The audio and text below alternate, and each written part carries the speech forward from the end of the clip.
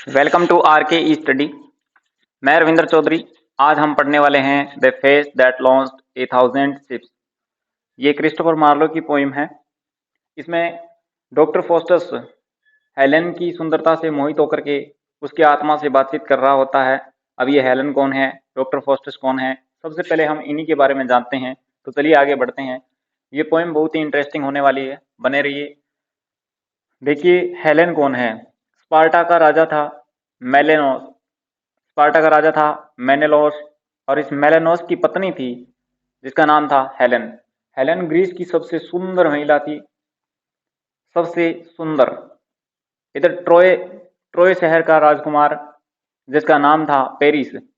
यह Paris Helen को अपने साथ भगा कर ले जाता है, और इस हेलेन को वापस लाने के लिए स्पार्टा के द्वारा ट्रोय पर आक्रमण किया जाता है, जिसे ट्रोजन वॉर कहा जाता है, जो कि 10 वर्ष तक चला था। ये ट्रोजन वॉर 10 वर्ष तक चला था, जिसमें ट्रोय शहर तहस नहस हो गया था, बर्बाद हो गया था, नष्ट हो गया था। एक कहानी हमें हेलेन की याद रखनी है। दूसरा, इसमें हम पढ़ेंगे कि हेलेन की आत्मा के साथ कौन व्यक्ति बातचीत कर रहा है, तो वो है डॉक्टर फास्टस। ध्यान रहे, डॉक्टर फास्टस भी मार्लो की एक रचना है, एक नाटक है, जिसमें डॉक्टर फास्टस एक कैरेक्टर है। ये एक बूढ़ा व्यक्ति होता है। इस बूढ़े व्यक्ति ने जादू टोने के द्वारा डेविल को प्रकट कर लिया था, और उस डेविल के साथ में समझौता किया था कि मैं मरने के दौरान, यानी अपनी मौत के बाद, अपनी आत्मा भगवान को समर्पित करने की बजाय तुम्हें सौंप दूंगा, लेकिन इसके बदले में क्या करना पड़ेगा कि मुझे 24 साल तक जीने दिया जाए और मेरी प्रत्येक एक इच्छा को पूरा किया जाए। यानी वो पूर्ण रूप से विलासिता को जीना चाहता है। तो 24 वर्ष तक की जिंदगी में हर एक सपना मेरा पूरा किया जाए, मेरी हर इच्छा पूरी की जाए। इस समझौते पर उसने डेविल को राजी किया था, और डेविल उसकी आत्मा के लिए, यानी उसकी आत्मा के बदले में उसकी बात से सहमत हो जाता है।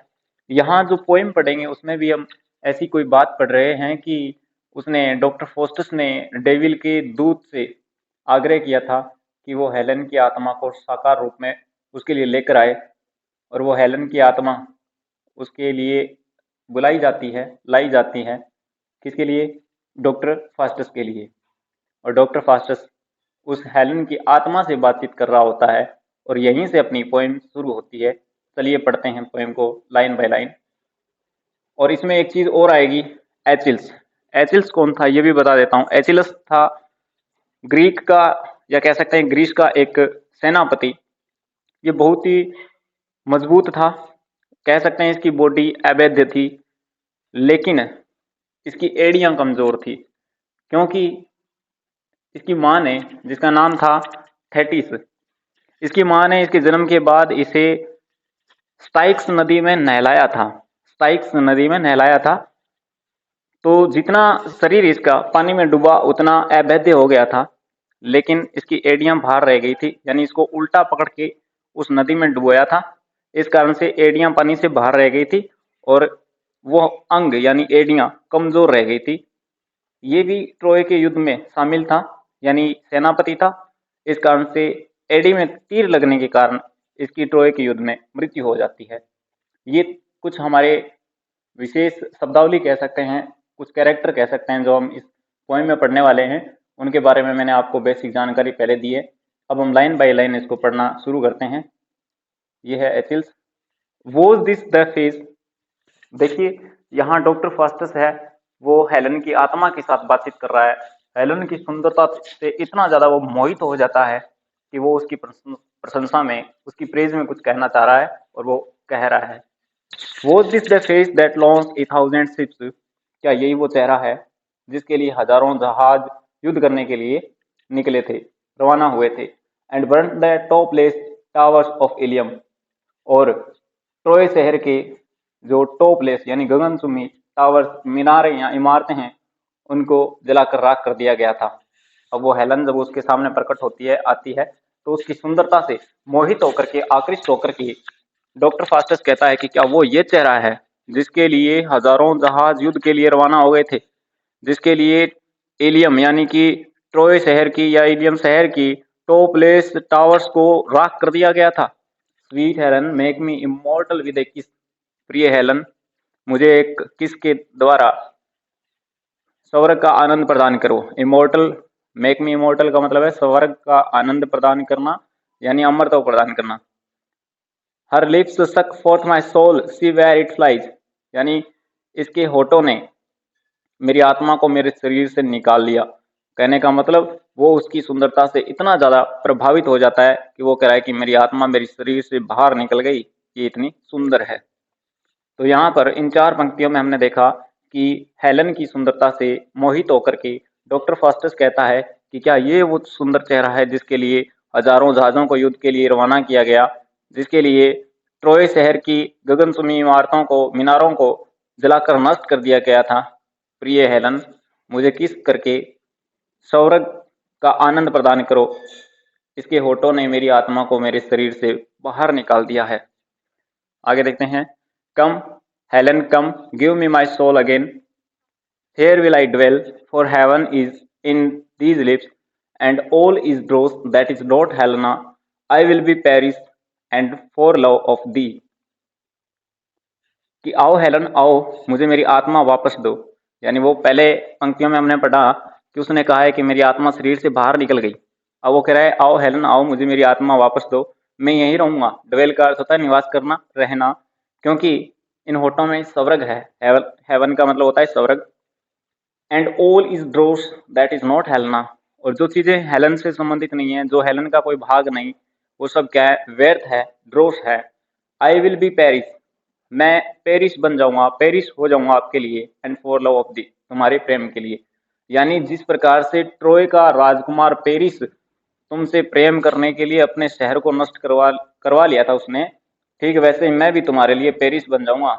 यानी मैं भी सब कुछ त्यागने के लिए, सब कुछ नष्ट होने के लिए, बर्बाद करने के लिए तैयार हूं, बस तुम्हारे प्रेम के लिए। तो जिस प्रकार पेरिस बना था, पेरिस ने तुमसे लव किया था, अपने शहर को बर्बाद करवा लिया था, मैं भी पेरिस बनने के लिए तैयार हूं। ऐसा कहता है डॉक्टर फास्टस हेलन की आत्मा से। आगे क्या है, इंस्टेड ऑफ ट्रॉय, यानी ट्रॉय की बजाय सेल विटनबर्ग बी सेक्ट, मैं विटनबर्ग शहर को नष्ट होने दूंगा। सेक का अर्थ होता है नष्ट होना, बर्बाद होना। यानी कि जिस प्रकार पेरिस ने अपने शहर ट्रॉय को बर्बाद होने दिया था ना आपके प्रेम के लिए, ठीक वैसे ही मैं अपने शहर विटनबर्ग को नष्ट कर दूंगा आपके प्रेम के लिए। And I will combat with weak Menelaus, और मैं कमजोर मेनेलोस से युद्ध करूंगा। कॉम्बैट का अर्थ होता है युद्ध करना, विरोध करना। तो मेनेलोस कौन है, हेलेन का पति। अब उसे कमजोर बता रहा है। एक प्रकार से यहाँ हाइपरबोली का यूज किया है, अतिशयोक्ति का यूज किया है कि वो मेनेलोस को कमजोर बता रहा है। वो कह रहा है कि मैं मेनेलोस से युद्ध करूंगा, उसका विरोध करूंगा तुम्हारे लिए। And wear thy colours on my plumed crest, plumed crest का अर्थ होता है एक प्रकार का लोहे का टोप होता है जिसके ऊपर फेदर लगे होते हैं, पंख लगा होता है।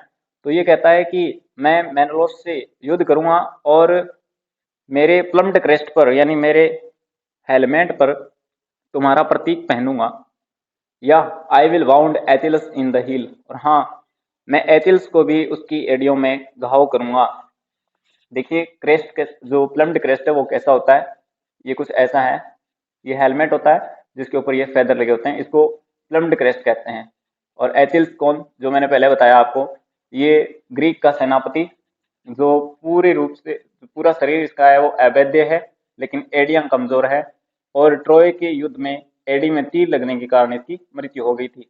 तो अब वो क्या कहता है कि हाँ मैं वीक मेनेलोस से युद्ध करूंगा और तुम्हारे प्रतीक को अपने मुकुट पर धारण करूंगा। एक प्रकार से कह रहा है कि मैं अपने हेलमेट पर तुम्हारे प्रतीक को धारण करूंगा, और हाँ एथिलस को भी उसकी एडियो में घाव कर दूंगा, उसे घायल कर दूंगा। And then return to Helen for a kiss, और उसके बाद मैं तुम्हारे पास, यानी कि सब चीजों पर जीत हासिल करके तुम्हारे पास किस करने के लिए लौटूंगा। O thou art fair than the evening air, वो उसकी सुंदरता का बखान कर रहा है, कह रहा है कि तुम तो शाम की जो शोभा होती है, सुंदरता होती है शाम के समय की, उससे भी अधिक सुंदर हो। Clad in the beauty of a thousand stars, शाम जो कि हजारों तारों से जड़ित होती है, सुंदर शाम। क्लेड का अर्थ होता है सुसज्जित, जड़ित होना। Brighter art thou than flaming Jupiter, और तुम तो तेजवान जुपिटर से भी अधिक चमकीली हो।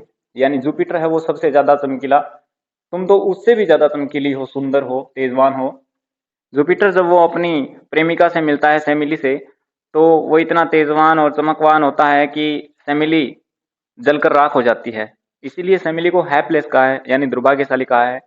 तो ये कहता है कि तुम तो जुपिटर से भी अधिक चमकीली, तेजवान, सुंदर हो। जब जुपिटर सेमिली से मिला था, उससे भी अधिक सुंदर। More lovely than the monarch of the sky. और तुम तो आसमान के राजा यानी अपोलो, सूर्य देवता से भी अधिक प्रिय हो। अपोलो जब क्या करता है, इन वनटन आर्थ्यूजाज आजोर्ड आर्म्स, की जो एरेथुसा जो है अपोलो की प्रेमिका, उसकी नीली बाहों में जब वो मोनार्क ऑफ द स्काई यानी कि अपोलो था, कितना प्रिय लग रहा था। तुम तो उससे भी अधिक प्रिय हो, तुम तो उससे भी अधिक सुंदर हो। And none but thou shalt be my paramour. और तुम्हारे सिवाय कोई भी मेरी प्रेमिका नहीं हो सकती। पैरामोर का अर्थ है प्रेमिका। यानी हेलेन की सुंदरता का वर्णन उसने किया है, डॉक्टर फास्टस ने, और वो चाहता है कि तुम मेरी प्रेमिका बन जाओ, मैं तुम्हारा प्रेमी बनूंगा, तुम्हारा राजा बनूंगा, तुम मेरी रानी बनो और मुझे एक प्रकार से स्वर्ग का आनंद प्रदान करो। कि आप जुपिटर से अधिक, जब जुपिटर फैमिली से मिला था तो जितना सुंदर था, तेजवान था, तुम उससे भी अधिक सुंदर लग रही हो। तुम तो आकाश के देवता अपोलो से भी अधिक सुंदर लग रहे हो। जब अपोलो अपनी प्रेमिका अरेथुसा की नीली बाहों में था, तुम उससे भी अधिक सुंदर लग रहे हो। और तुम्हारे सिवाय मेरी प्रेमिका कोई नहीं हो सकती। फिर मिलेंगे अगली क्लास में। यदि आप चैनल पर नए हैं तो चैनल को सब्सक्राइब जरूर कर लें। धन्यवाद। Keep smiling, keep learning, have a nice time. See you.